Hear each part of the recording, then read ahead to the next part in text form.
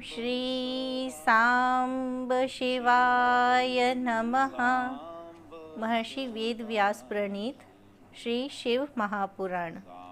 त्वमेव माता च पिता त्वमेव, त्वमेव बन्धुश्च सखा त्वमेव, त्वमेव विद्या द्रविणं त्वमेव, त्वमेव सर्वं मम देव देव। ओम श्री सांब शिवाय नमः। ओम श्री गणेशाय नमः।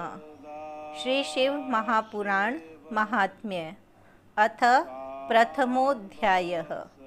शौनक जी के साधन विषयक प्रश्न पूछने पर सूत जी का उन्हें शिव पुराण की महिमा सुनाना। श्री शौनक जी बोले, हे महाज्ञानी सूत जी, संपूर्ण सिद्धांतों के ज्ञाता, हे प्रभु, मुझसे पुराणों की कथाओं के सार तत्व का विशेष रूप से वर्णन कीजिए। सदाचार, भगवत भक्ति और विवेक की वृद्धि कैसे होती है तथा साधु पुरुष किस प्रकार अपने काम, क्रोध आदि मानसिक विकारों का निवारण करते हैं। इस घोर कलयुग में जीव प्राय आसुर स्वभाव के हो गए हैं। इस जीव समुदाय को शुद्ध बनाने के लिए सर्वश्रेष्ठ उपाय क्या है? आप इस समय मुझे ऐसा कोई शाश्वत साधन बताइए जो कल्याणकारी वस्तुओं में भी सबसे उत्कृष्ट एवं परम मंगलकारी हो तथा पवित्र करने वाले उपायों में भी सर्वोत्तम पवित्र कारक उपाय हो।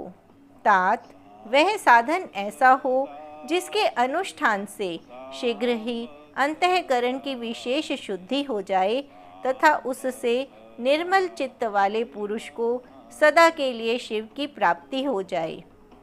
सूत जी बोले, मुनि श्रेष्ठ शौनक, आप धन्य हैं।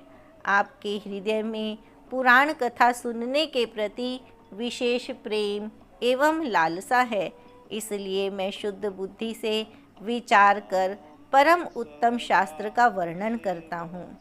वत्स, संपूर्ण शास्त्रों के सिद्धांत से संपन्न, भक्ति आदि को बढ़ाने वाले, भगवान शिव को संतुष्ट करने वाले तथा कानों के लिए रसायन स्वरूप दिव्य पुराण का श्रवण कीजिए। यह उत्तम शिव पुराण काल रूपी सर्प से प्राप्त होने वाले महान त्रास का विनाश करने वाला है। हे मुने, पूर्व काल में शिवजी ने इसे कहा था।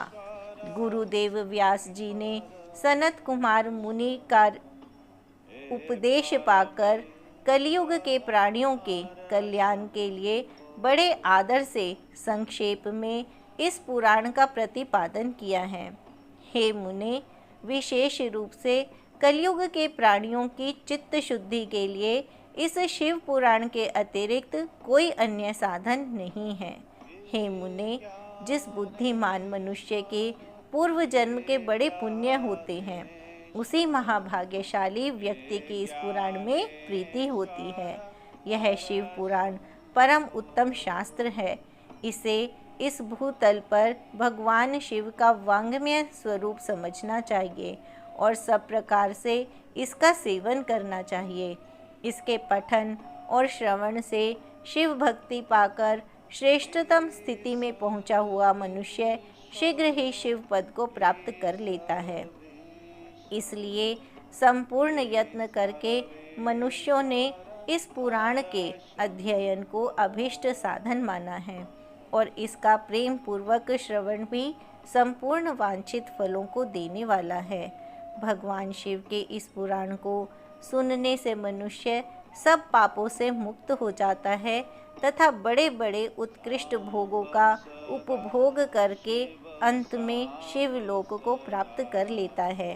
राजसूय यज्ञ और सैकड़ों अग्निष्ट होम यज्ञों से जो पुण्य प्राप्त होता है वह भगवान शिव की कथा के सुनने मात्र से प्राप्त हो जाता है।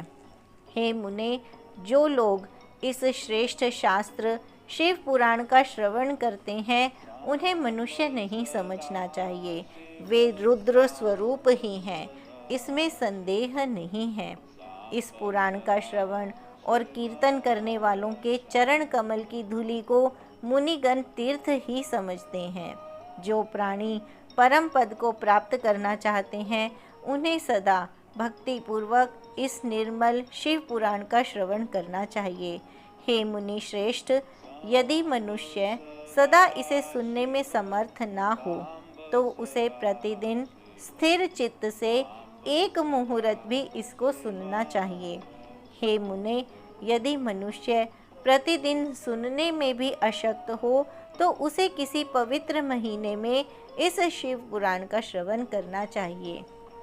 जो लोग एक मुहूर्त, उसका आधा, उसका भी आधा अथवा क्षण मात्र भी इस पुराण का श्रवण करते हैं उनकी दुर्गति नहीं होती।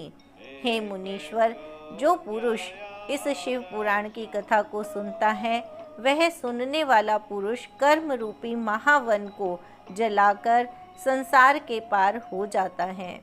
हे मुने, सभी दानों और सभी यज्ञों से जो पुण्य मिलता है वह फल भगवान शिव के इस पुराण को सुनने से निश्चल हो जाता है।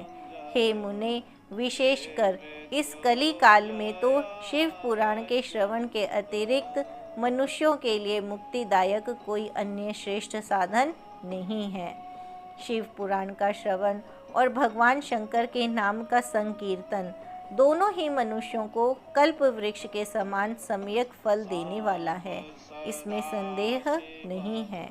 कलयुग में धर्माचरण से शून्य चित्त वाले दुर्बुद्धि मनुष्यों के उद्धार के लिए भगवान शिव ने अमृत रस स्वरूप शिव पुराण की उद्भावना की है।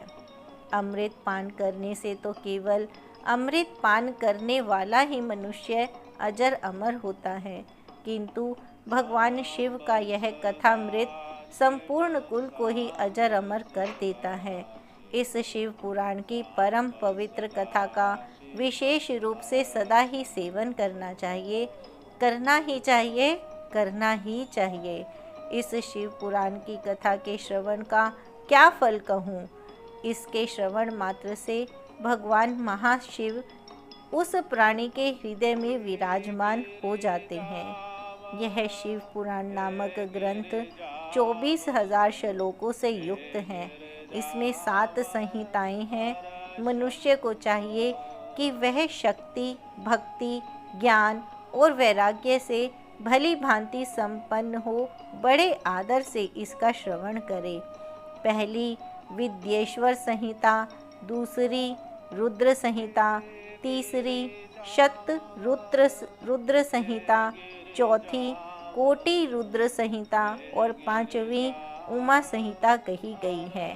छठी कैलाश संहिता और 7वीं वायवीय संहिता। इस प्रकार इसमें 7 संहिताएं हैं।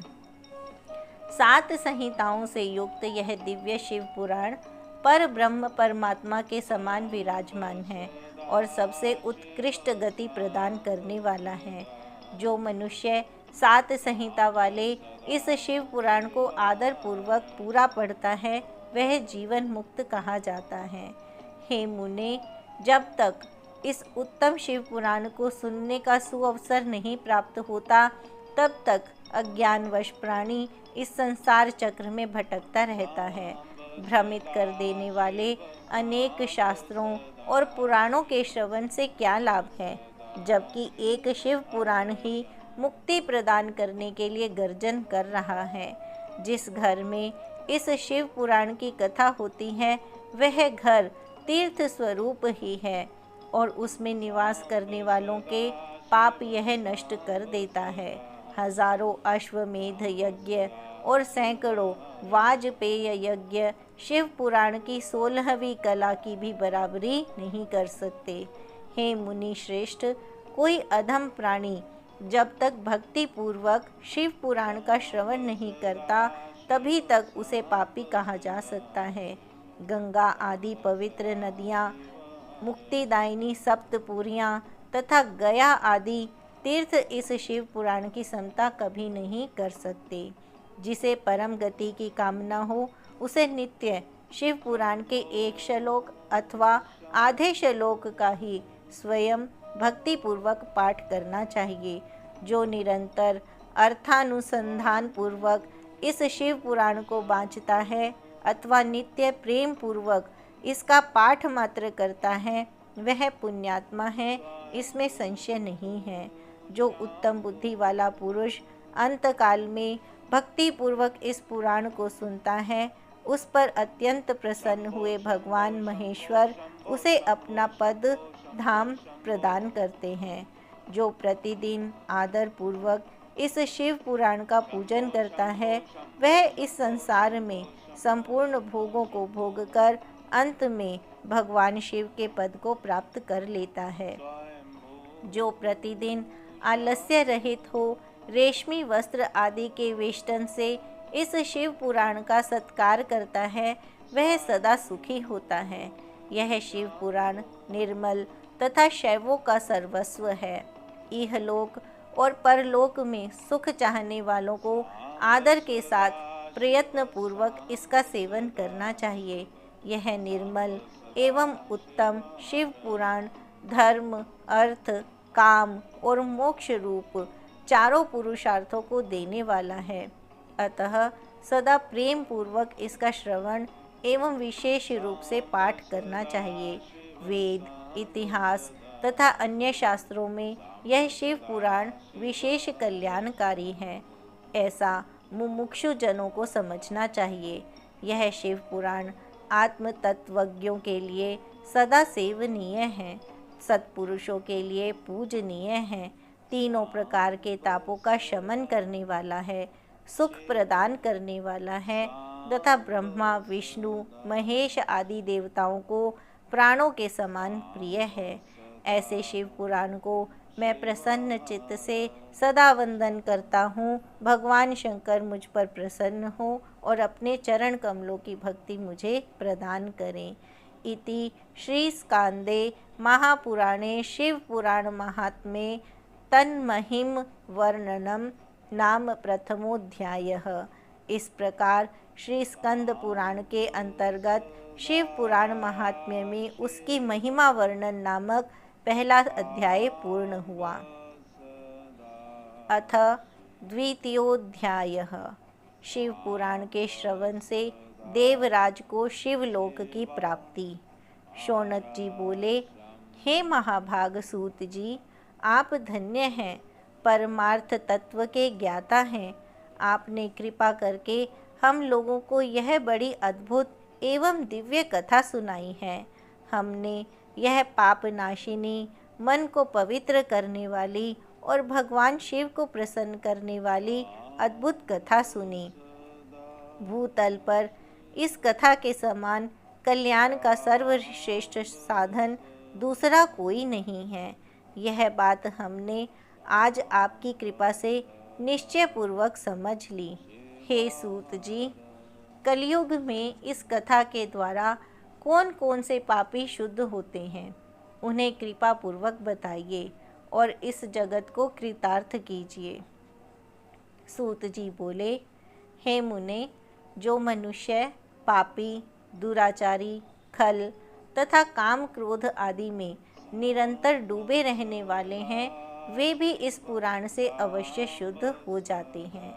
यह कथा वास्तव में उत्तम ज्ञान यज्ञ है, जो सदा सांसारिक भोग और मोक्ष को देने वाला है, सभी पापों को नष्ट करने वाला है और भगवान शिव को प्रसन्न करने वाला है।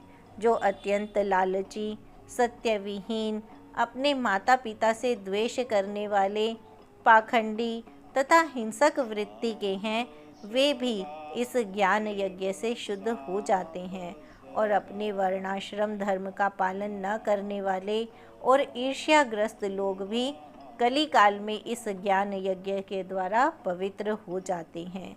जो लोग छल कपट करने वाले, क्रूर स्वभाव वाले और अत्यंत निर्दयी हैं, कलयुग में वे भी इस ज्ञान यज्ञ से शुद्ध हो जाते हैं। ब्राह्मण के धन से पलने वाले तथा निरंतर व्यभिचार परायण जो लोग हैं, वे भी इस ज्ञान यज्ञ से इस कली काल में भी पवित्र हो जाते हैं। जो मनुष्य सदा पाप कर्मों में लिप्त रहते हैं, शठ हैं और अत्यंत दूषित विचार वाले हैं, वे कलयुग में भी इस ज्ञान यज्ञ से निर्मल हो जाते हैं। दुष्चरित्र, दुर्बुद्धि, उद्विग्न चित्त वाले और देवताओं के द्रव्य का उपभोग करने वाले पापी जन भी कली काल में इस ज्ञान यज्ञ से पवित्र हो जाते हैं। इस पुराण के श्रवण का पुण्य बड़े बड़े पापों को नष्ट करता है, सांसारिक भोग तथा मोक्ष प्रदान करता है और भगवान शंकर को प्रसन्न करता है। इस संबंध में मुनिगण इस प्राचीन इतिहास का उदाहरण दिया करते हैं, जिसके श्रवण मात्र से पापों का पूर्णतया नाश हो जाता है। पहले की बात है कि रात नगर में एक ब्राह्मण रहता था, जो अज्ञानी, दरिद्र, रस बेचने वाला तथा वैदिक धर्म से विमुख था। वह स्नान संध्या आदि कर्मों से भ्रष्ट हो गया था और वैश्यवृत्ति में तत्पर रहता था। उसका नाम था देवराज। वह अपने ऊपर विश्वास करने वाले लोगों को ठगा करता था। उसने ब्राह्मणों, क्षत्रियों, वैश्यों, शूद्रों तथा दूसरों को भी अनेक बहानों से मारकर उनका धन हड़प लिया था। बाद में उसने अधर्म से बहुत सारा धन अर्जित कर लिया, परंतु उस पापी का थोड़ा सा भी धन कभी धर्म के काम में नहीं लगा। एक दिन वह ब्राह्मण एक तालाब पर नहाने गया। वहाँ शोभावती नाम की एक वेश्या को देखकर वह अत्यंत मोहित हो गया। वह सुंदरी भी उस धनी ब्राह्मण को अपने वशीभूत हुआ जानकर प्रसन्न हुई। आपस में वार्तालाप से उनमें प्रीति उत्पन्न हो गई। उस ब्राह्मण ने उस वेश्या को पत्नी बनाना तथा उस वेश्या ने उसे पति बनाना स्वीकार कर लिया। इस प्रकार कामवश होकर वे दोनों बहुत समय तक विहार करते रहे। बैठने, सोने, खाने पीने तथा क्रीड़ा में वे दोनों निरंतर पति पत्नी की तरह व्यवहार करने लगे। अपने माता पिता तथा पत्नी के बार बार रोकने पर भी पाप कृत्य में संलग्न वह ब्राह्मण उनकी बात नहीं मानता था। एक दिन रात्रि में उस दुष्ट ने ईर्ष्यावश अपने सोए हुए माता पिता और पत्नी को मार डाला और उनका सारा धन हर लिया। वेश्या में आसक्त चित्त वाले उस कामी ने अपना और पिता आदि का सारा धन उस वेश्या को दे दिया। वह पापी अभक्ष्य भक्षण तथा मद्यपान करने लगा और वह नीच ब्राह्मण उस वेश्या के साथ एक ही पात्र में सदा जूठा भोजन करने लगा। एक दिन घूमता घामता वह दैव योग से प्रतिष्ठानपुर झांसी प्रयाग में जा पहुंचा। वहां उसने एक शिवालय देखा, जहां बहुत से साधु महात्मा एकत्र हुए थे। देवराज उस शिवालय में ठहर गया और वहां उस ब्राह्मण को ज्वर आ गया। उस ज्वर से उसको बड़ी पीड़ा होने लगी। वहां एक ब्राह्मण देवता शिव पुराण की कथा सुना रहे थे। ज्वर में पड़ा हुआ देवराज ब्राह्मण के मुखारविंद से निकली हुई उस शिव कथा को निरंतर सुनता रहा। 1 मास के बाद वह ज्वर से अत्यंत पीड़ित होकर चल बसा। यमराज के दूत आए और उसे पाशों से बांधकर बलपूर्वक यमपुरी में ले गए। इतने में ही शिवलोक से भगवान शिव के पार्षदगण आ गए।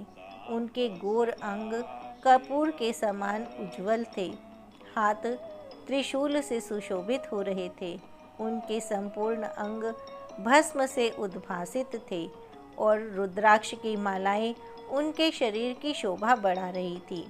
वे सब के सब क्रोध करते हुए यमपुरी में गए और यमराज के दूतों को मार पीट कर बारंबार धमकाकर उन्होंने देवराज को उनके चंगुल से छुड़ा लिया और अत्यंत अद्भुत विमान पर बिठाकर जब वे शिवदूत कैलाश जाने को उद्यत हुए, उस समय यमपुरी में बड़ा भारी कोलाहल मच गया।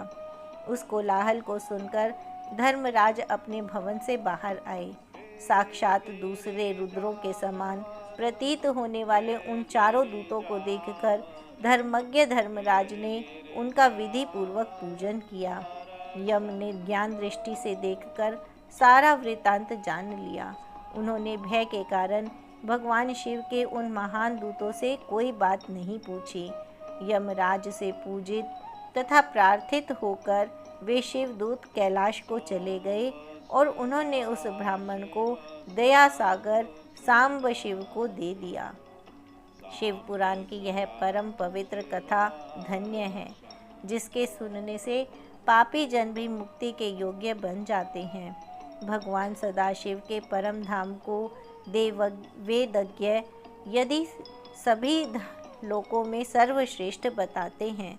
ब्राह्मण, क्षत्रिय, वैश्य, शूद्र तथा अन्य प्राणी, यहाँ तक कि जिस पापी ने धन के लोभ से अनेक लोगों की हत्या की तथा अपने माता पिता और पत्नी को भी मार डाला, वह वेश्यागामी शराबी ब्राह्मण देवराज भी उस कथा के प्रभाव से भगवान शिव के परम धाम को प्राप्त कर तत्क्षण मुक्त हो गया।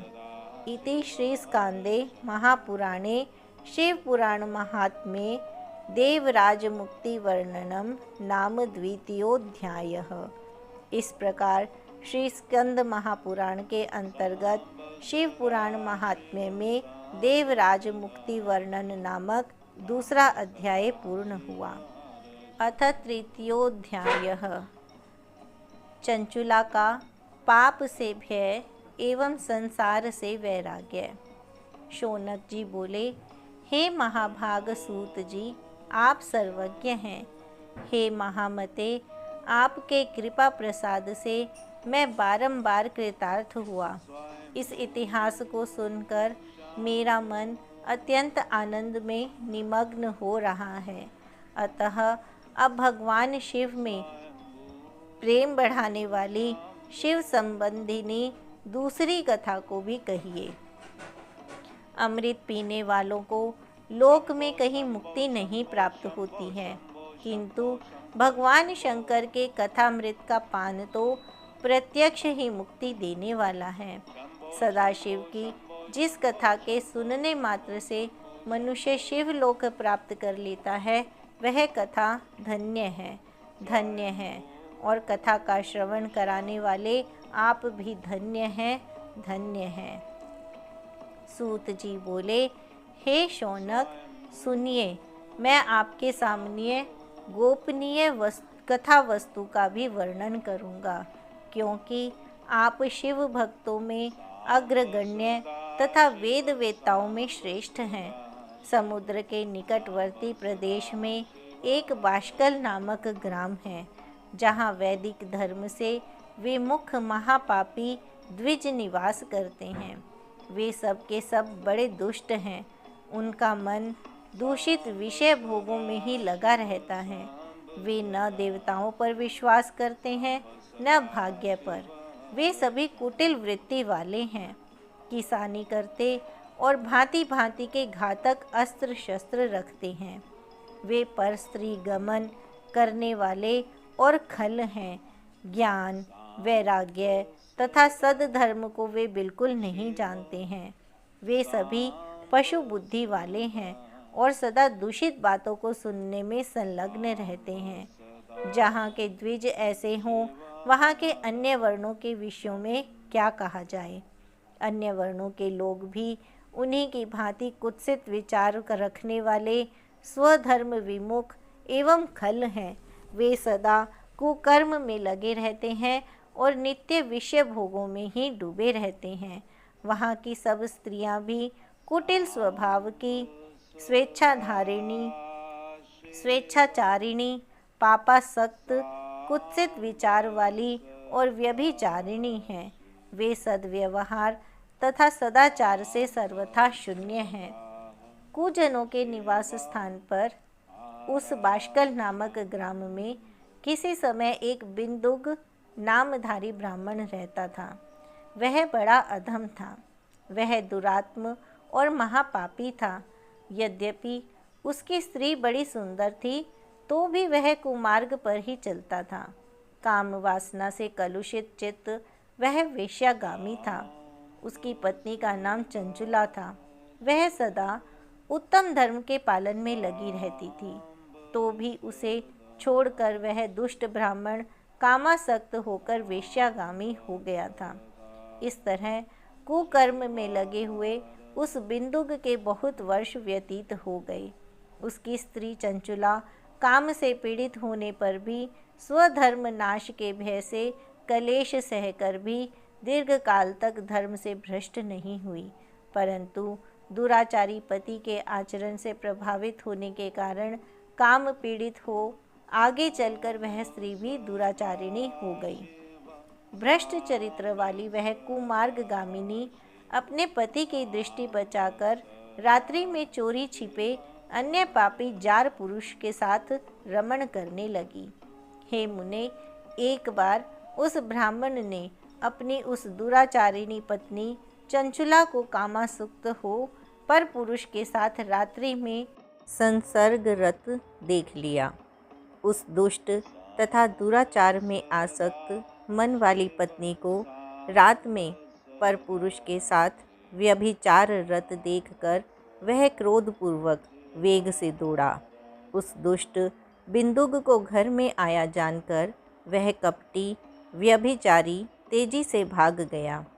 तब वह दुष्टात्मा बिंदुक अपनी पत्नी को पकड़कर उसे डांटता हुआ मुक्कों से बार बार पीटने लगा।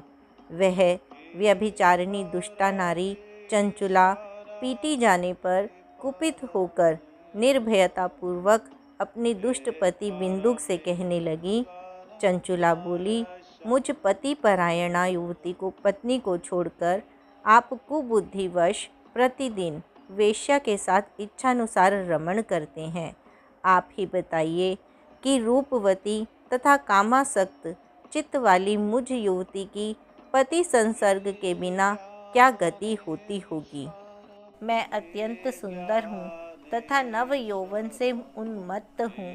आपके संसर्ग के बिना व्यथित चित्त वाली मैं कामजन्य दुख को कैसे सह सकती हूँ। सूत जी बोले, उस स्त्री के इस प्रकार कहने पर वह मूढ़ बुद्धि मूर्ख ब्राह्मण अधम स्वधर्म विमुख दुष्ट पापी बिंदुक कहने लगा। बिंदुक बोला, काम से व्याकुल चित्त होकर तुमने यह सत्य ही कहा है।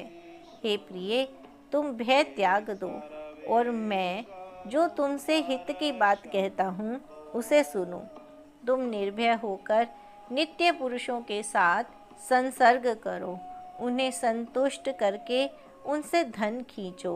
वह सारा धन वेश्या के प्रति आसक्त मन वाले मुझको दे दिया करो। इससे तुम्हारा और मेरा दोनों का ही स्वार्थ सिद्ध हो जाएगा। सूत जी बोले, पति का यह वचन सुनकर उसकी पत्नी चंचुला ने प्रसन्न होकर उसकी कही बात मान ली। उन दोनों दुराचारी पति पत्नी ने इस प्रकार समझौता कर लिया तथा वे दोनों निर्भय चित्त से कुकर्म में लीन हो गए। इस तरह दुराचार में डूबे हुए उन मूढ़ चित्त वाले पति पत्नी का बहुत सा समय व्यर्थ बीत गया। तदनंतर शूद्र जातीय वेश्या का पति बना हुआ वह दूषित बुद्धि वाला दुष्ट ब्राह्मण बिंदुक समयानुसार मृत्यु को प्राप्त हो नरक में जा पड़ा। बहुत दिनों तक नरक के दुख भोगकर वह मूढ़ बुद्धि पापी विंध्य पर्वत पर भयंकर पिशाच हुआ।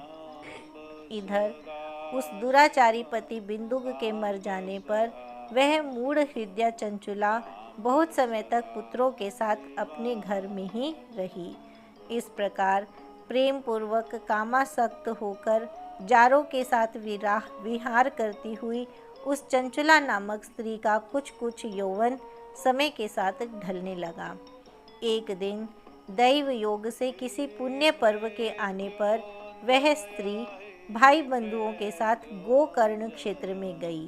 तीर्थयात्रियों के संग से उसने भी उस समय जाकर किसी तीर्थ के जल में स्नान किया। फिर वह साधारणतया मेला देखने की दृष्टि से बंधुजनों के साथ यत्र तत्र घूमने लगी। किसी देव मंदिर में उसने एक दैवज्ञ ब्राह्मण के मुख से भगवान शिव की परम पवित्र एवं मंगलकारिणी उत्तम पौराणिक कथा सुनी। कथावाचक ब्राह्मण कह रहे थे कि जो स्त्रियां पर पुरुषों के साथ व्यभिचार करती हैं, वे मरने के बाद जब यमलोक में जाती हैं, तब यमराज के दूत उनकी योनि में तपे हुए लोहे का परिघ डालते हैं। पौराणिक ब्राह्मण के मुख से यह वैराग्य बढ़ाने वाली कथा सुनकर चंचुला भय से व्याकुल हो वहाँ कांपने लगी। जब कथा समाप्त हुई और लोग वहाँ से बाहर चले गए, तब वह भयभीत नारी एकांत में शिव पुराण की कथा बाँचने वाले उन ब्राह्मण से कहने लगी। चंचुला ने कहा, ब्राह्मण, मैं अपने धर्म को नहीं जानती थी, इसलिए मेरे द्वारा बड़ा दुराचार हुआ है। स्वामिन, इसे सुनकर मेरे ऊपर अनुपम कृपा करके आप मेरा उद्धार कीजिए। हे प्रभु, मैंने मूढ़ बुद्धि के कारण घोर पाप किया है। कामांध होकर अपनी संपूर्ण युवावस्था व्यभिचार में बिताई है। आज वैराग्य रस से ओतप्रोत आपके इस प्रवचन को सुनकर मुझे बड़ा भय लग रहा है। मैं कांप उठी हूँ और मुझे इस संसार से वैराग्य हो गया है। मुझ मूढ़ चित्त वाली पापिनी को धिक्कार है। मैं सर्वथा निंदा के योग्य हूँ। मैं कुत्सित विषयों में फंसी हुई हूँ और अपने धर्म से विमुख हो गई हूँ। थोड़े से सुख के लिए अपने हित का नाश करने वाले तथा भयंकर कष्ट देने वाले घोर पाप मैंने अनजाने में ही कर डाले। हाय, न जाने किस किस घोर कष्टदायक दुर्गति में मुझे पड़ना पड़ेगा और वहाँ कौन बुद्धिमान पुरुष कुमार्ग में मन लगाने वाली मुझ पापिनी का साथ देगा। मृत्यु काल में उन भयंकर यमदूतों को मैं कैसे देखूंगी, जब वे बलपूर्वक मेरे गले में फंदे डालकर मुझे बांधेंगे, तब मैं कैसे धीरज धारण कर सकूंगी। नरक में जब मेरे शरीर के टुकड़े टुकड़े किए जाएंगे, उस समय विशेष दुख देने वाली उस महायातना को मैं वहाँ कैसे सहूँगी। दुख और शोक से ग्रस्त होकर मैं दिन में सहज इंद्रिय व्यापार और रात्रि में नींद कैसे प्राप्त कर सकूंगी।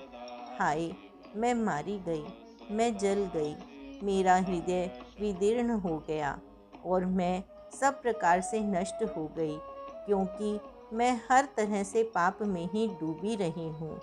हाय विधाता, मुझ पापिनी को आपने हठात ऐसी दुर्बुद्धि क्यों दे दी, जो सभी प्रकार का सुख देने वाले स्वधर्म से दूर कर देती है।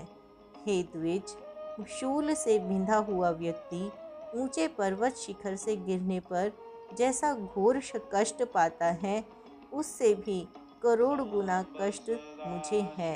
सैकड़ों अश्वमेध यज्ञ करके अथवा सैकड़ों वर्ष तक गंगा स्नान करने पर भी मेरे घोर पापों की शुद्धि संभव नहीं दिखती। मैं क्या करूं, कहाँ जाऊं और किसका आश्रय लूं? मुझ नरक गामिनी की इस संसार में कौन रक्षा करेगा? हे ब्राह्मण, आप ही मेरे गुरु हैं, आप ही माता और आप ही पिता हैं। आपकी शरण में आई हुई मुझ दीन अबला का उद्धार कीजिए, उद्धार कीजिए। सूत जी बोले, हे शौनक, इस प्रकार खेद और वैराग्य से युक्त हुई चंचुला उस ब्राह्मण के चरणों में गिर पड़ी। तब उन बुद्धिमान ब्राह्मण ने कृपा पूर्वक उसे उठाकर इस प्रकार कहा। इति श्री स्कांदे महापुराणे शिव पुराण महात्म्ये चंचुला वैराग्य वर्णनम नाम तृतीयोध्यायः। इस प्रकार श्री स्कंद महापुराण के अंतर्गत शिव महापुराण महात्म्य में चंचुला वैराग्य वर्णन नामक तीसरा अध्याय पूर्ण हुआ। अथ चतुर्थोध्यायः। चंचुला की प्रार्थना से ब्राह्मण का उसे पूरा शिव पुराण सुनाना और समयानुसार शरीर छोड़कर शिवलोक में जा चंचुला का पार्वती जी की सखी होना। ब्राह्मण बोले, सौभाग्य की बात है कि भगवान शंकर की कृपा से शिव पुराण की इस वैराग्य युक्त तथा श्रेष्ठ कथा को सुनकर तुम्हें समय पर चेत हो गया है। हे ब्राह्मण पत्नी, तुम डरो मत, भगवान की शरण में जाओ। शिव की कृपा से सारा पाप तत्काल नष्ट हो जाता है। मैं तुमसे भगवान शिव की कीर्ति कथा से युक्त उस परम वस्तु का वर्णन करूंगा जिससे तुम्हें सदा सुख देने वाली उत्तम गति प्राप्त होगी। शिव की उत्तम कथा सुनने से ही तुम्हारी बुद्धि इस तरह पश्चाताप से युक्त एवं शुद्ध हो गई है। साथ ही तुम्हारे मन में विषयों के प्रति वैराग्य हो गया है। पश्चाताप ही पाप करने वाले पापियों के लिए सबसे बड़ा प्रायश्चित है। सत्पुरुषों ने सबके लिए पश्चाताप को ही समस्त पापों का शोधक बताया है। पश्चाताप से ही पापों की शुद्धि होती है। जो पश्चाताप करता है वही वास्तव में पापों का प्रायश्चित करता है, क्योंकि सत्पुरुषों ने समस्त पापों की शुद्धि के लिए जैसे प्रायश्चित का उपदेश किया है, वह सब पश्चाताप से संपन्न हो जाता है। जो पुरुष विधि पूर्वक प्रायश्चित करके निर्भय हो जाता है पर अपने कुकर्म के लिए पश्चाताप नहीं करता, उसे प्राय उत्तम गति नहीं प्राप्त होती। परंतु जिसे अपने कुकृत्य पर हार्दिक पश्चाताप होता है, वह अवश्य उत्तम गति का भागी होता है, इसमें संशय नहीं है। इस शिव पुराण की कथा सुनने से जैसी चित्त शुद्धि होती है, वैसी दूसरे उपायों से नहीं होती। जैसे दर्पण साफ करने पर निर्मल हो जाता है, उसी प्रकार इस शिव पुराण की कथा से चित्त अत्यंत शुद्ध हो जाता है, इसमें संशय नहीं है। मनुष्यों के शुद्ध चित्त में जगदम्बा पार्वती सहित भगवान शिव विराजमान रहते हैं। इससे वह विशुद्धात्मा पुरुष श्री सांब सदाशिव के परम पद को प्राप्त होता है। इस प्रकार यह कथा रूपी साधन सभी प्राणियों के लिए उपकारी है और इसी कारण महादेव जी ने इसको आग्रह पूर्वक प्रकट किया है। इस कथा से भगवान उमापति का ध्यान सिद्ध हो जाता है। उस ध्यान से परम ज्ञान और उससे मोक्ष की प्राप्ति निश्चय ही होती है। भगवान शंकर के ध्यान में मग्न हुए बिना भी यदि कोई इस कथा को मात्र सुनता है, वह दूसरे जन्म में भगवान के ध्यान को सिद्ध कर परम पद को पा लेता है। इस कथा के श्रवण से भगवान शंकर के ध्यान को प्राप्त कर पश्चाताप करने वाले पापी पुरुष सिद्धि को प्राप्त हो गए हैं। इस उत्तम कथा का श्रवण समस्त मनुष्यों के लिए कल्याण का बीज है। अतः यथोचित मार्ग से इसकी आराधना अथवा सेवा करनी चाहिए। यह कथा श्रवण भव बंधन रूपी रोग का नाश करने वाला है। भगवान शिव की कथा को सुनकर फिर अपने हृदय में उसका मनन एवं निधिध्यासन करने से पूर्णतया चित्त शुद्धि हो जाती है। चित्त शुद्धि होने से महेश्वर की भक्ति अपने दोनों पुत्रों ज्ञान और वैराग्य के साथ निश्चय ही प्रकट होती है। तत्पश्चात महेश्वर के अनुग्रह से दिव्य मुक्ति प्राप्त होती है, इसमें संशय नहीं है।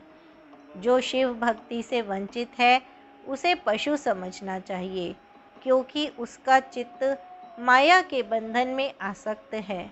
वह निश्चय ही संसार बंधन से मुक्त नहीं हो पाता।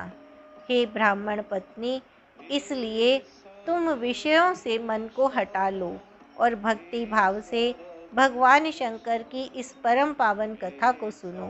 परमात्मा शंकर की इस कथा को सुनने से तुम्हारे चित्त की शुद्धि होगी और उससे तुम्हें मोक्ष की प्राप्ति हो जाएगी। निर्मल चित्त से भगवान शिव के चरणार विंदों का चिंतन करने वाले की एक ही जन्म में मुक्ति हो जाती है, यह मैं तुमसे सत्य सत्य कहता हूँ। सूत जी बोले, शौनक, इतना कहकर वे श्रेष्ठ शिव भक्त ब्राह्मण मौन हो गए। उनका हृदय करुणा से आर्द्र हो गया। वे शुद्ध चित्त महात्मा भगवान शिव के ध्यान में मग्न हो गए। तदनंतर बिंदुक की पत्नी चंचुला मन ही मन प्रसन्न हो उठी। ब्राह्मण का उक्त उपदेश सुनकर उसके नेत्रों में आनंद के आंसू छलक आए थे। वह ब्राह्मण पत्नी चंचुला हर्षित हृदय से उन श्रेष्ठ ब्राह्मण के चरणों में गिर पड़ी और हाथ जोड़कर बोली, मैं कृतार्थ हो गई। तत्पश्चात उठकर वैराग्य युक्त तथा उत्तम बुद्धि वाली वह स्त्री, जो अपने पापों के कारण आतंकित थी, उन महान शिव भक्त ब्राह्मण से हाथ जोड़कर गदगद वाणी में कहने लगी। चंचुला बोली, हे ब्राह्मण, हे शिव भक्तों में श्रेष्ठ, हे स्वामिन, आप धन्य हैं, परमार्थदर्शी हैं और सदा परोपकार में लगे रहते हैं। इसलिए आप श्रेष्ठ साधु पुरुषों में प्रशंसा के योग्य हैं। हे साधो, मैं नरक के समुद्र में गिर रही हूँ, आप मेरा उद्धार कीजिए, उद्धार कीजिए। पौराणिक अर्थ तत्व से संपन्न जिस सुंदर शिव पुराण की कथा को सुनकर मेरे मन में संपूर्ण विषयों से वैराग्य उत्पन्न हो गया, उसी इस शिव पुराण को सुनने के लिए इस समय मेरे मन में बड़ी श्रद्धा हो रही है।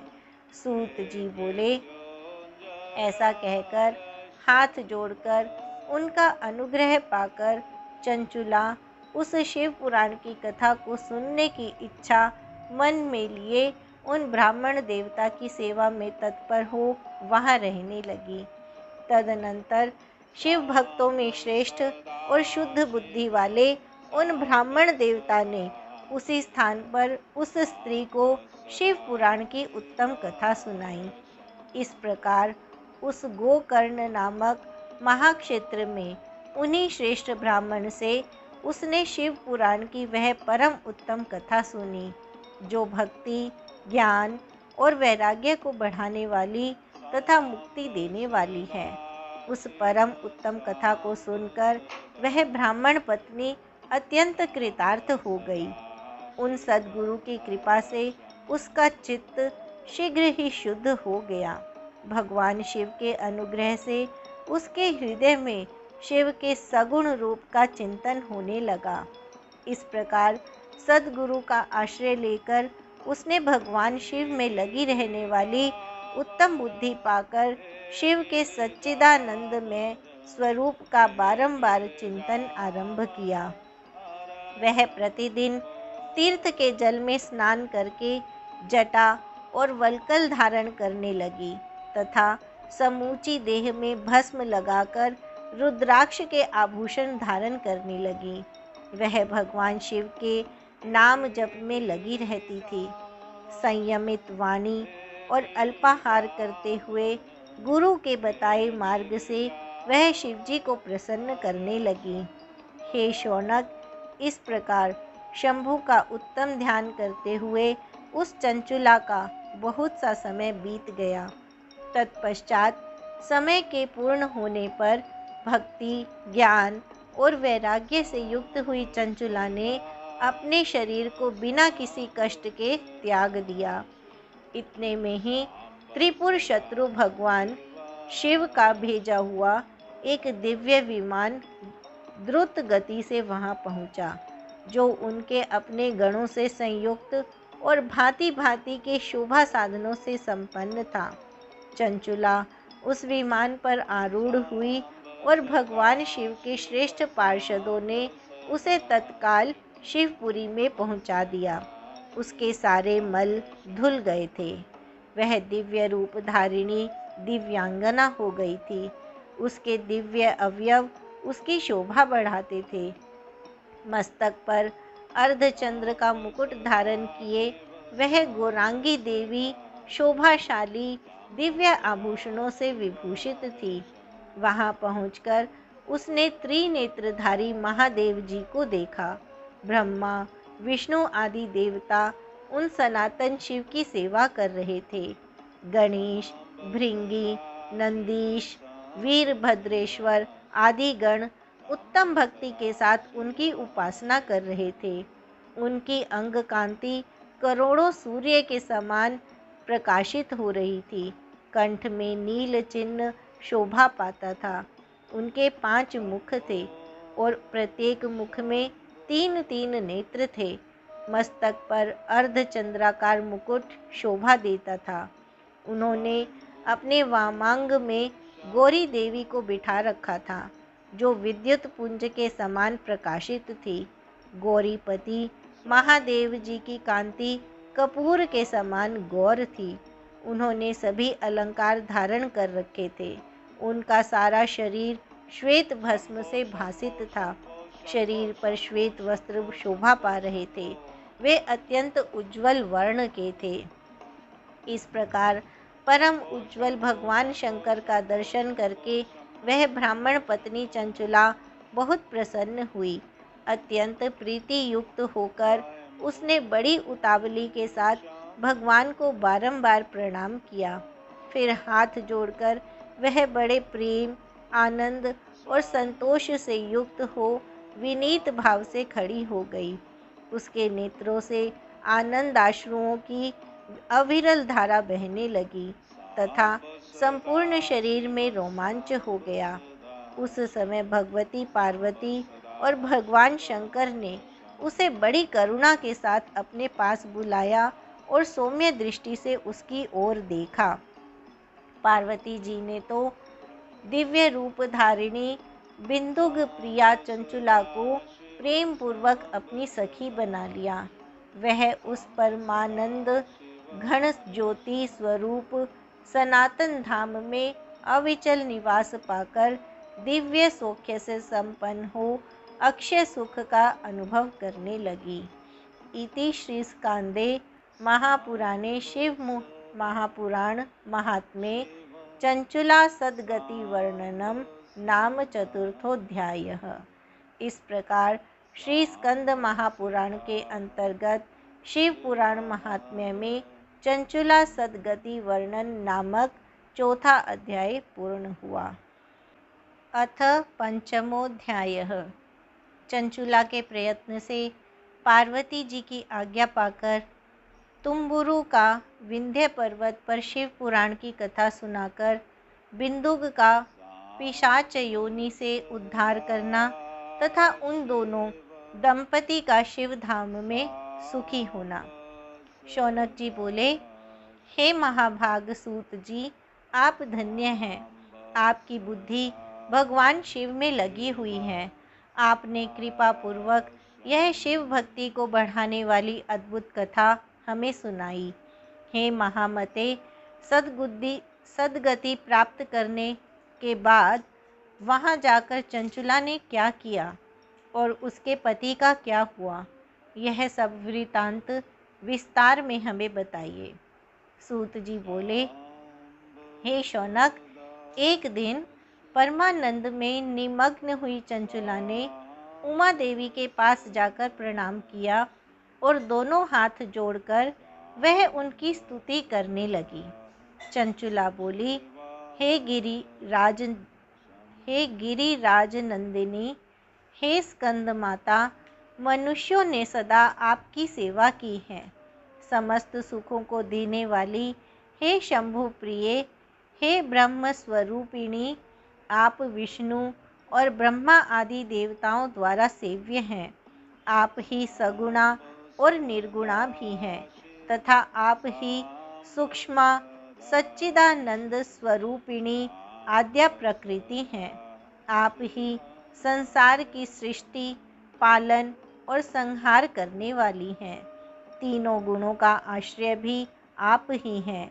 ब्रह्मा, विष्णु और महेश्वर, इन तीनों देवताओं का आवास स्थान तथा उनकी उत्तम प्रतिष्ठा करने वाली पराशक्ति आप ही हैं। सूत जी बोले, हे शौनक, जिसे सद्गति प्राप्त हो चुकी थी वह चंचुला इस प्रकार महेश्वर पत्नी उमा की स्तुति करके सिर झुकाए चुप हो गई। उसके नेत्रों में प्रेम के आंसू उमड़ आए थे। तब करुणा से भरी हुई शंकर प्रिया भक्त वत्सला पार्वती देवी चंचुला को संबोधित करके बड़े प्रेम से इस प्रकार कहने लगी। पार्वती जी बोली, हे सखी चंचुले, हे सुंदरी, मैं तुम्हारी की हुई इस स्तुति से बहुत प्रसन्न हुई। बोलो, क्या वर मांगती हो? तुम्हारे लिए मुझे कुछ भी अदेय नहीं है। सूत जी बोले। पार्वती के इस प्रकार कहने पर चंचुला उन्हें प्रणाम करके दोनों हाथ जोड़कर नतमस्तक हो प्रेम पूर्वक पूछने लगी। चंचुला बोली, हे निष्पाप गिरी राजकुमारी, मेरे पति बिंदुक इस समय कहाँ हैं? उनकी कैसी गति हुई है यह मैं नहीं जानती। कल्याणमयी दीन वत्सले, मैं अपने उन पति देव से जिस प्रकार संयुक्त हो सकूं, कृपा करके वैसा ही उपाय कीजिए। हे महेश्वरी, हे महादेवी, मेरे पति एक शूद्र जातीय वेश्या के प्रति आसक्त थे और पाप में ही डूबे रहते थे। उनकी मृत्यु मुझसे पहले ही हो गई थी। वे ना जाने किस गति को प्राप्त हुए हैं। सूत जी बोले।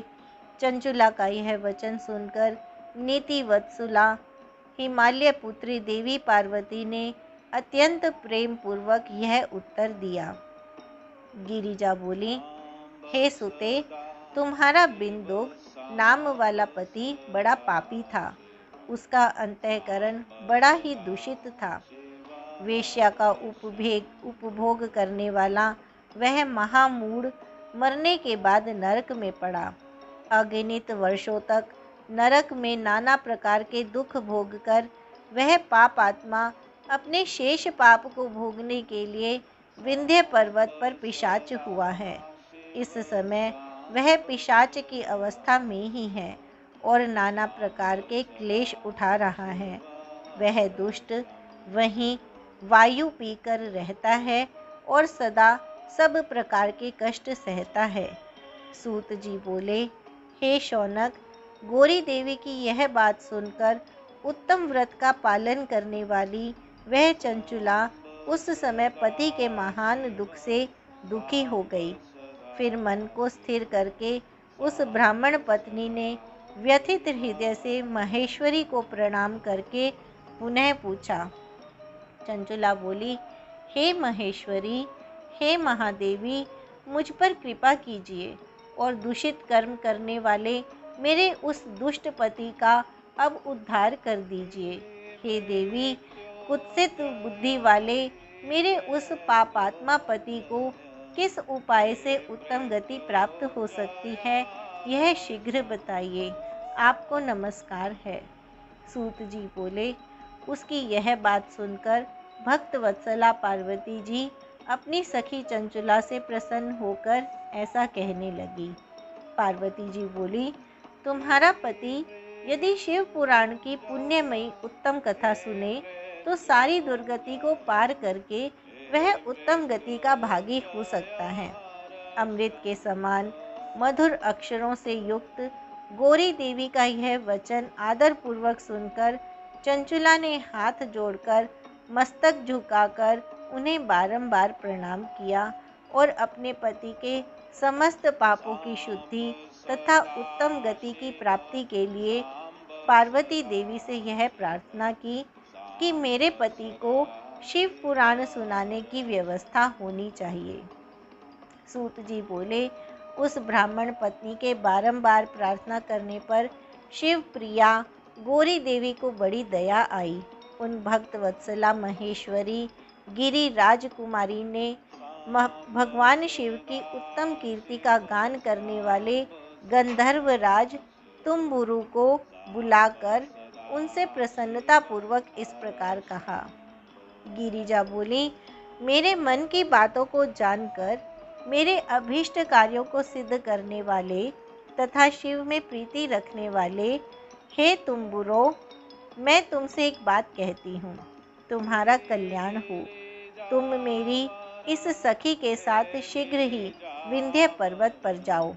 वहाँ एक महाघोर और भयंकर पिशाच रहता है। उसका वृतांत तुम आरंभ से ही सुनो। मैं तुमसे प्रसन्नतापूर्वक सब कुछ बताती हूँ। पूर्व जन्म में वह पिशाच बिंदुक नामक ब्राह्मण था। वह मेरी इस सखी चंचुला का पति था, परंतु वह दुष्ट वेश्यागामी हो गया। स्नान संध्या आदि नित्य कर्म छोड़कर वह अपवित्र रहने लगा। क्रोध के कारण उसकी बुद्धि पर मूढ़ता छा गई थी।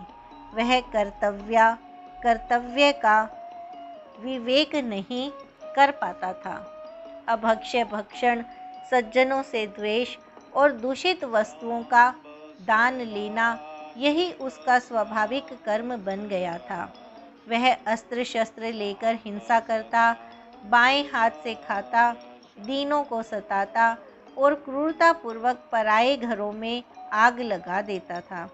वह चांडालों से प्रेम करता और प्रतिदिन वेश्या के संपर्क में रहता था। वह बड़ा दुष्ट था। उस पापी ने अपनी पत्नी का परित्याग कर दिया था और वह दुष्टों के संग में निरत रहता था। उसने वेश्या के कुसंग से अपने सारे पुण्य नष्ट कर लिए और धन के लोभ से अपनी पत्नी को निर्भय करके व्यभिचारिणी बना डाला। वह मृत्यु पर्यंत दुराचार में ही फंसा रहा। फिर समय आने पर उसकी मृत्यु हो गई। वह पापियों के भोग स्थान घोर यमपुर में गया और वहाँ बहुत से नरकों को भोग कर वह दुष्टात्मा इस समय विंध्य पर्वत पर पिशाच बना हुआ है। वहीं पर वह दुष्ट पिशाच अपने पापों का फल भोग रहा है। तुम उसके आगे यत्नपूर्वक शिव पुराण की इस दिव्य कथा का प्रवचन करो, जो परम पुण्यमयी तथा समस्त पापों का नाश करने वाली है। उत्तम शिव पुराण की कथा के श्रवण से उसका हृदय शीघ्र ही समस्त पापों से शुद्ध हो जाएगा और वह प्रेत योनि का परित्याग कर देगा। दुर्गति से मुक्त होने पर उस बिंदुक नामक पिशाच को मेरी आज्ञा से विमान पर बिठाकर तुम भगवान शिव के समीप ले आओ। सूत जी बोले, हे शौनक, महेश्वरी उमा के इस प्रकार आदेश देने पर गंधर्व राज तुम्बुरु मन ही मन बड़े प्रसन्न हुए। उन्होंने अपने भाग्य की सराहना की।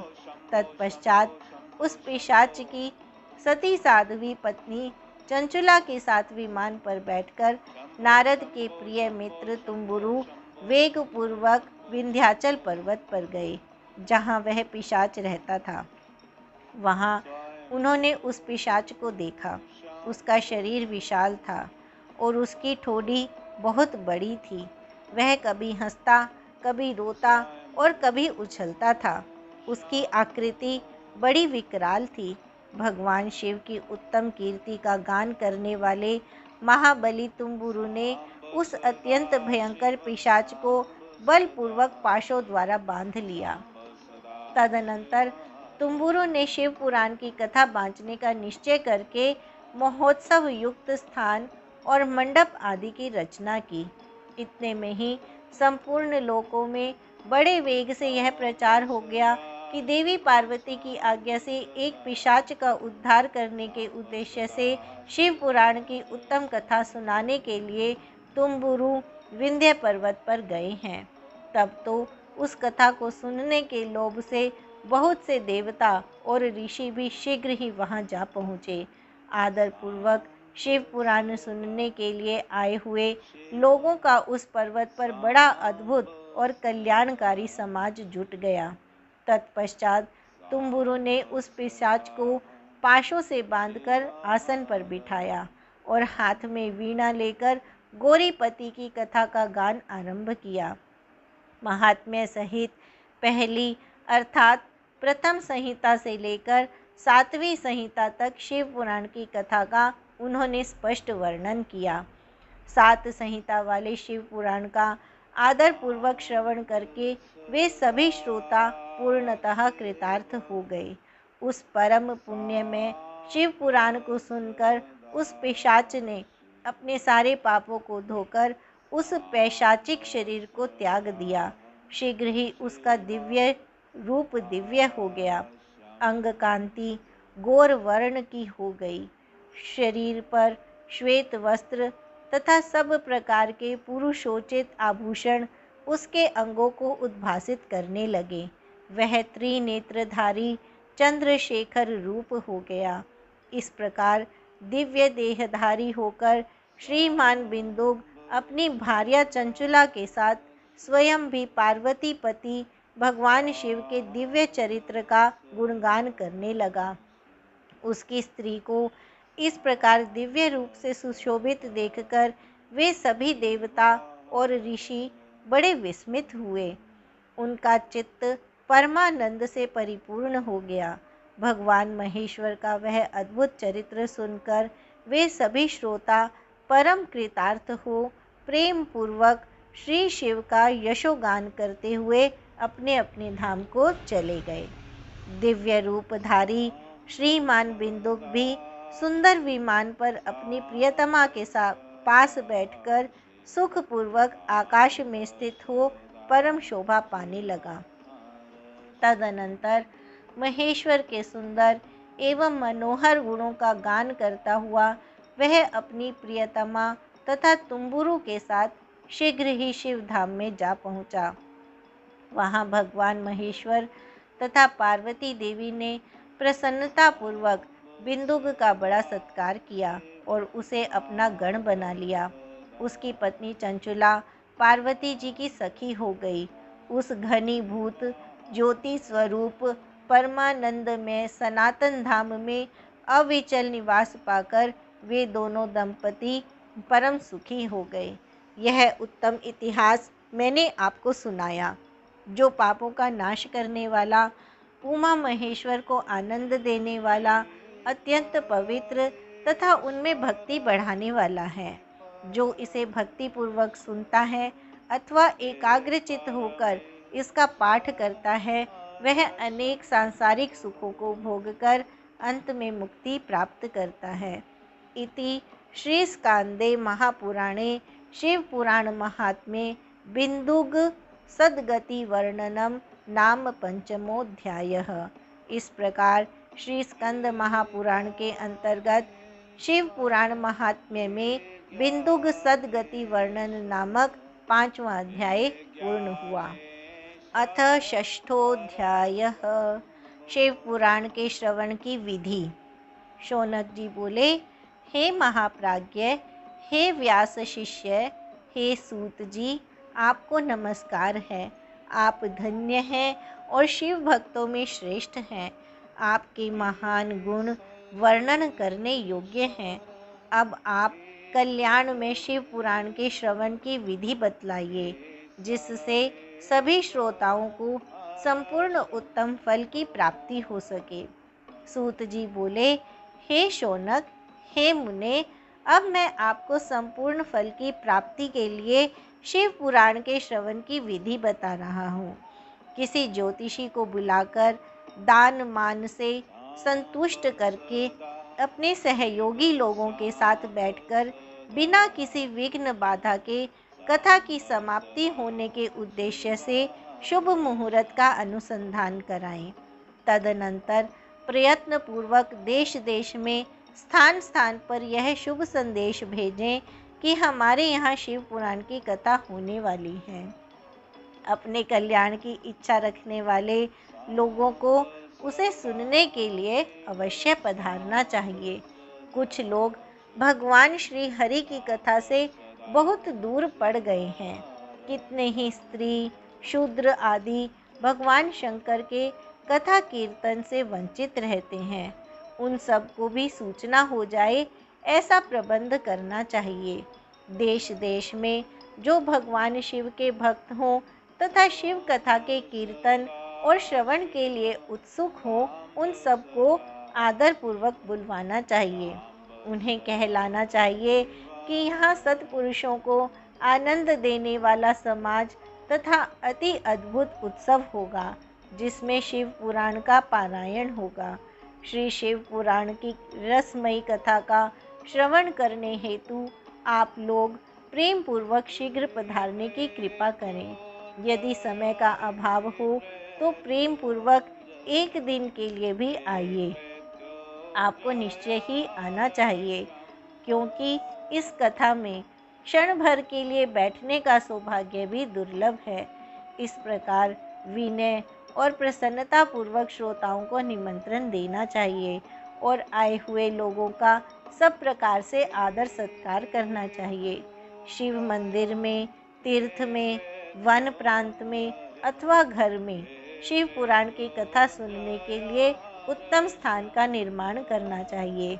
कथा भूमि को लीपकर शोधन करना चाहिए तथा धातु आदि से उस स्थान को सुशोभित करना चाहिए।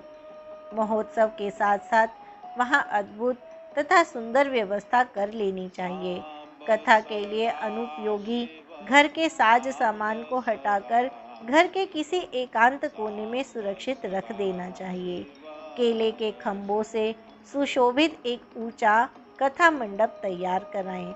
उसे सब ओर फल पुष्प आदि से तथा सुंदर चंदोवे से अलंकृत करें और चारों ओर ध्वजा पताका लगाकर तरह तरह के सामानों से सजाकर सुंदर शोभा संपन्न बना दे।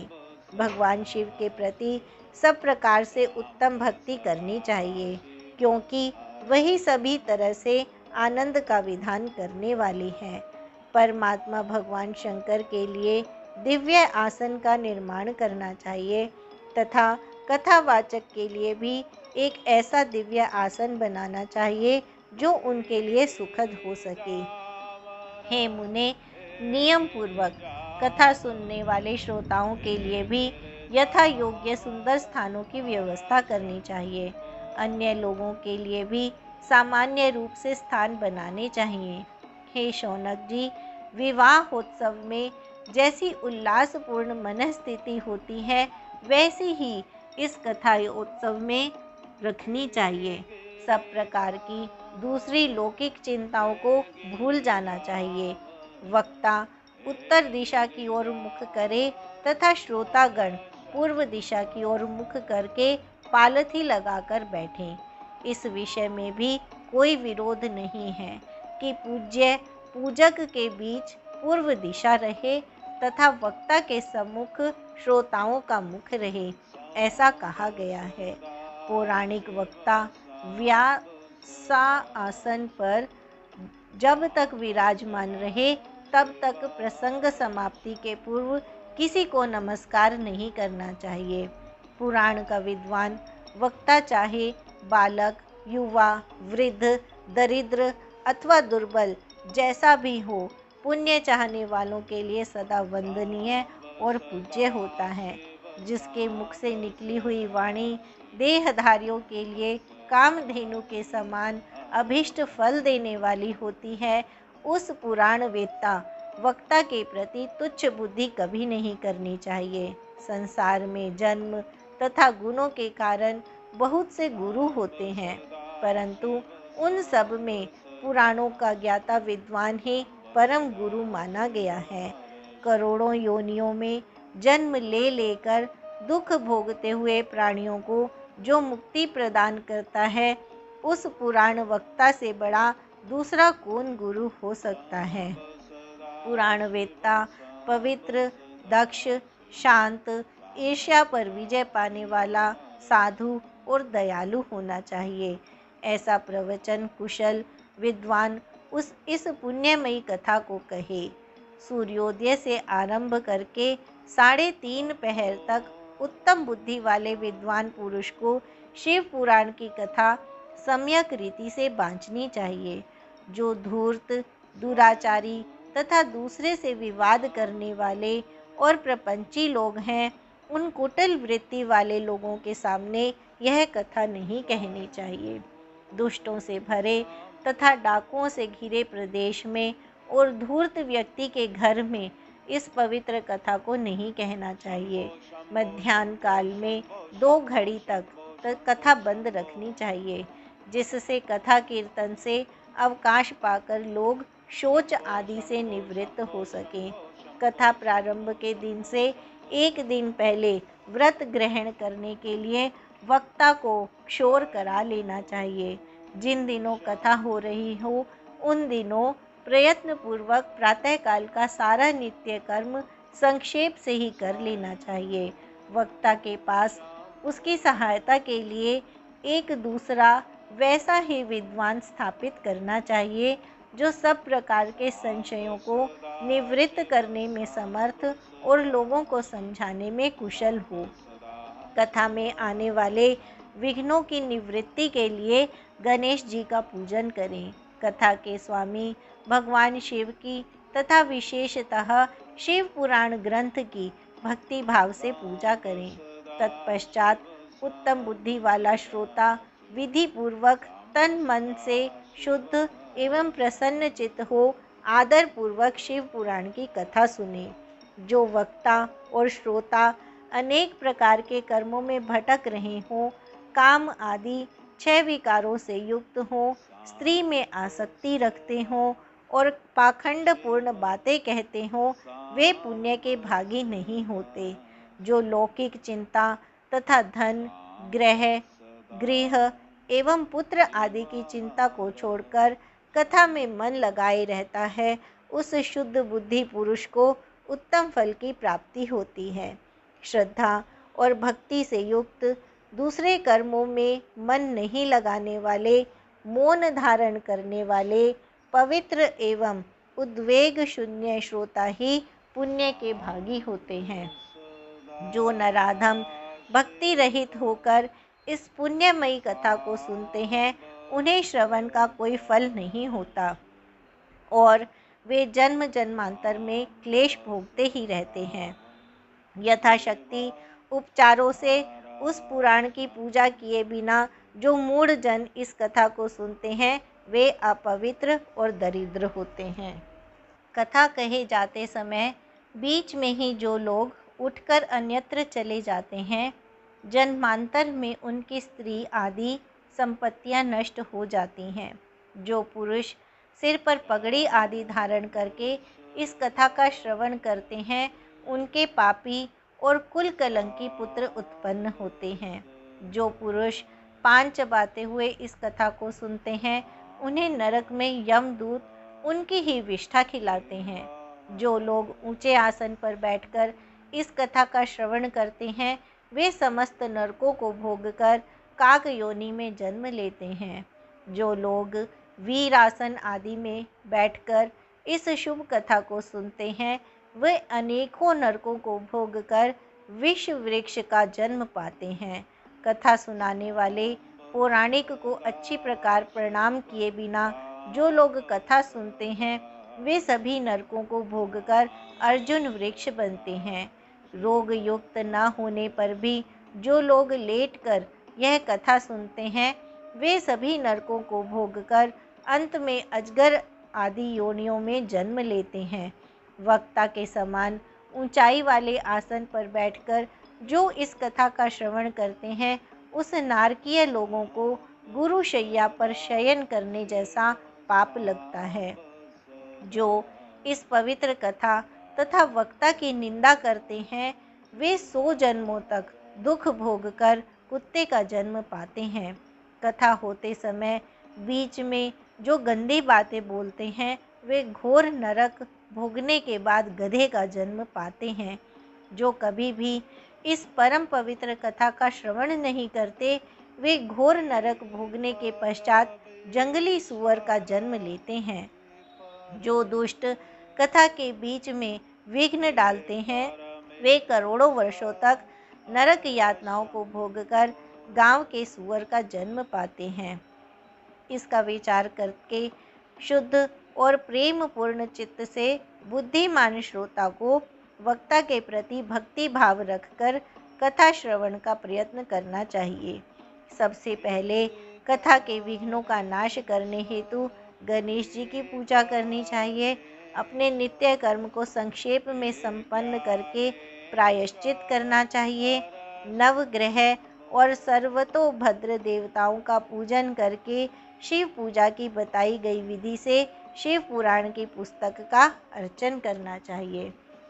पूजन के अंत में विनम्र होकर बड़ी भक्ति के साथ दोनों हाथ जोड़कर साक्षात शिव स्वरूपिणी पुस्तक की इस प्रकार स्तुति करनी चाहिए। श्री शिव पुराण के रूप में आप प्रत्यक्ष सदाशिव हैं। हमने कथा सुनने के लिए आपको अंगीकार किया है। आप हम पर प्रसन्न हो। मेरा जो मनोवांछित हो उसे आप कृपा पूर्वक संपन्न करें। मेरा यह कथा श्रवण निर्विघ्न रूप से सुसंपन्न हो। कर्म रूपी ग्राह से ग्रस्त शरीर वाले मुझ दीन का आप संसार सागर से उद्धार कीजिए। हे शंकर, मैं आपका दास हूँ। इस प्रकार साक्षात शिव स्वरूप इस शिव पुराण की दीनता पूर्वक स्तुति करके वक्ता की पूजा आरंभ करनी चाहिए। शिव पूजा की बताई गई विधि से पुष्प, वस्त्र, अलंकार, धूप, दीप आदि से वक्ता की पूजा करें। तदनंतर शुद्ध चित्त से उनके सामने नियम ग्रहण करें और कथा समाप्ति पर्यंत यथाशक्ति उसका प्रयत्न पूर्वक पालन करें। तत्पश्चात कथावाचक व्यास की प्रार्थना करें। हे व्यास जी के समान ज्ञानी श्रेष्ठ, शिव शास्त्र के मर्मज्ञ ब्राह्मण देवता, आप इस कथा के प्रकाश से मेरे अज्ञानांधकार को दूर करें। भक्ति पूर्वक 5 अथवा 1 ब्राह्मण का वर्ण करें और उनके द्वारा शिव पंचाक्षर मंत्र नमः शिवाय का जाप कराएं। हे मुने, इस प्रकार मैंने भक्त श्रोताओं द्वारा भक्ति पूर्वक कथा श्रवण की उत्तम विधि आपको बता दी। अब आप और क्या सुनना चाहते हैं? इति श्री स्कांदे महापुराणे शिव पुराण महात्म्ये श्रवण विधि वर्णनम नाम षष्ठोऽध्यायः। इस प्रकार श्री स्कंद महापुराण के अंतर्गत शिव पुराण महात्म्य में श्रवण विधि वर्णन नामक 6ठा अध्याय पूर्ण हुआ। अथ सप्तमोऽध्यायः। श्रोताओं के पालन करने योग्य नियमों का वर्णन। शौनक जी बोले, हे शिव भक्तों में श्रेष्ठ महाबुद्धिमान सूत जी, आप धन्य हैं जो कि आपने यह अद्भुत एवं कल्याणकारिणी कथा हमें सुनाई। हे मुने, शिव पुराण की कथा सुनने के लिए व्रत धारण करने वाले लोगों को किन नियमों का पालन करना चाहिए, यह भी कृपा पूर्वक सबके कल्याण की दृष्टि से बताइए। सूत जी बोले, हे शौनक, अब शिव पुराण सुनने का व्रत लेने वाले पुरुषों के लिए जो नियम हैं उन्हें भक्ति पूर्वक सुनिए। नियम पूर्वक इस श्रेष्ठ कथा को सुनने से बिना किसी विघ्न बाधा के उत्तम फल की प्राप्ति होती है। दीक्षा से रहित लोगों का कथा श्रवण में अधिकार नहीं है। अतः मुने, कथा सुनने की इच्छा वाले सब लोगों को पहले वक्ता से दीक्षा ग्रहण करनी चाहिए। कथाव्रती को ब्रह्मचर्य से रहना, भूमि पर सोना, पत्तल में खाना और प्रतिदिन कथा समाप्त होने पर ही अन्न ग्रहण करना चाहिए। जिसमें शक्ति हो वह पुराण की समाप्ति तक उपवास करके शुद्धता पूर्वक भक्ति भाव से उत्तम शिव पुराण को सुने। घृत अथवा दुग्ध पीकर सुख पूर्वक कथा श्रवण करें अथवा फलाहार करके अथवा एक ही समय भोजन करके इसे सुनना चाहिए। इस कथा का व्रत लेने वाले पुरुष को प्रतिदिन एक ही बार हविष्यान्न भोजन करना चाहिए। जिस प्रकार से कथा श्रवण का नियम सुखपूर्वक पालित हो सके वैसे ही करना चाहिए। कथा श्रवण में विघ्न उत्पन्न करने वाले उपवास की तुलना में तो मैं कथा श्रवण में शक्ति प्रदान करने वाले भोजन को ही अच्छा समझता हूँ। गरिष्ठ अन्न, दाल, जलान्न, सेम, मसूर, भाव दूषित तथा बासी अन्न को खाकर कथाव्रती पुरुष कभी कथा को ना सुने। कथाव्रती को बैंगन, तरबूज, चिचिड़ा, मूली, कोहड़ा, प्याज, नारियल का मूल तथा अन्य कंदमूल का त्याग करना चाहिए। जिसने कथा का व्रत ले रखा हो वह पुरुष प्याज, लहसुन, हींग, गाजर, मादक वस्तु तथा आमिष कही जाने वाली वस्तुओं को त्याग दे। कथा का व्रत लेने वाला जो पुरुष हो उसे काम, क्रोध आदि 6 विकारों, ब्राह्मणों की निंदा तथा पतिव्रता और साधु संतों की निंदा का त्याग कर देना चाहिए। कथा श्रवण का व्रत धारण करने वाला व्यक्ति रजस्वला स्त्री को ना देखे, पतित मनुष्यों को कथा की बात ना सुनाए, ब्राह्मणों से द्वेष रखने वालों और वेद बहिष्कृत मनुष्यों के साथ संभाषण ना करे। कथाव्रती पुरुष प्रतिदिन सत्य, शौच, दया, मौन, सरलता, विनय तथा मन की उदारता, इन सद्गुणों को सदा अपनाए रहे। श्रोता निष्काम हो या सकाम, वह नियम पूर्वक कथा सुने। सकाम पुरुष अपनी अभीष्ट कामना को प्राप्त करता है और निष्काम पुरुष मोक्ष पा लेता है। दरिद्र, क्षय का रोगी, पापी, भाग्यहीन तथा संतान रहित पुरुष भी इस उत्तम कथा को सुने। काकवंध्या आदि जो 7 प्रकार की दुष्टा स्त्रियां हैं तथा जिस स्त्री का गर्भ गिर जाता हो, उन सभी को शिव पुराण की उत्तम कथा सुननी चाहिए।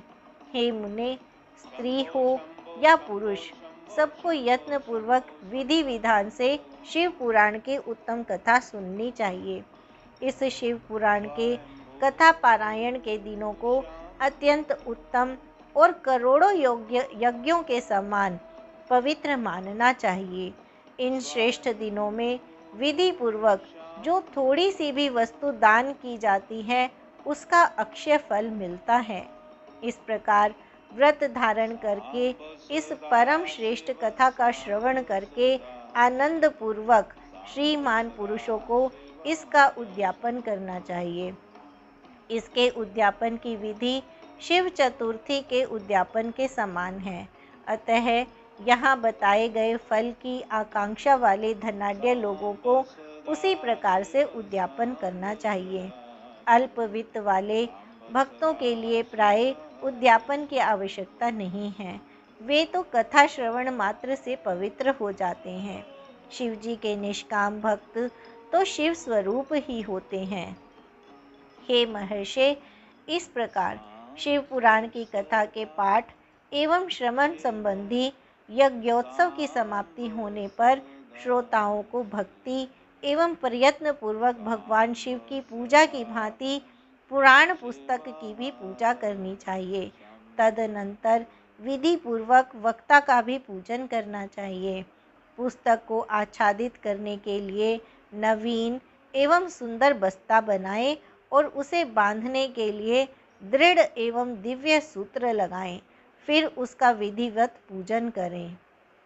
पुराण के लिए जो लोग नया वस्त्र और सूत्र देते हैं वे जन्म जन्मांतर में भोग और ज्ञान से संपन्न होते हैं।